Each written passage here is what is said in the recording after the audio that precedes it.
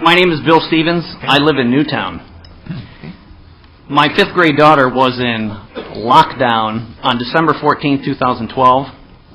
Unfortunately, her classmate's little sister was murdered in Sandy Hook that day when lockdown and 911 weren't enough to protect her from an evil person. Not protect her from an assault rifle or some type of inanimate object, but from an evil person. Quite different from the elaborate security you all enjoy here at the Capitol. It was fun getting frisks on the way in.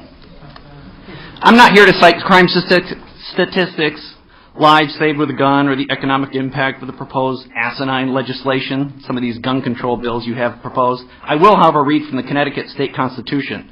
Section 15 reads very clearly, we all know what the Second Amendment says, but Section 15 in the state constitution says very clearly, every citizen has a right to bear arms in defense of himself and the state.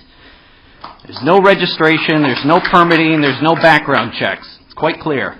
I'm frankly shocked by some of the testimony today.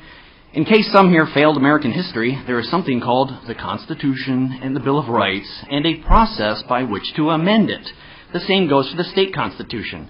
These rights are inalienable and endowed by our Creator, not you politicians, to all citizens regardless of gender, race, or creed.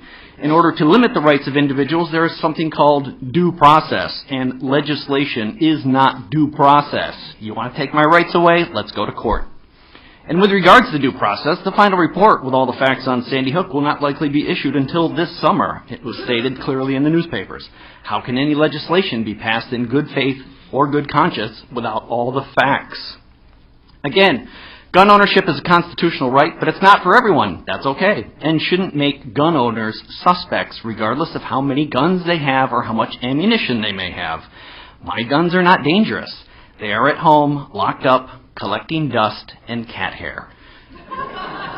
But criminals and tyrants especially, beware. Lockdown is not an option at the Stevens residence, and 911 will be dialed after the security of my home has been established.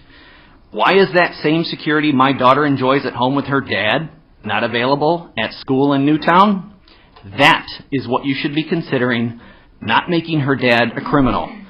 Charlton Heston made the phrase, "from my cold dead hands," famous. And I will tell you here today, you will take my ability to protect my Victoria from my cold dead hands.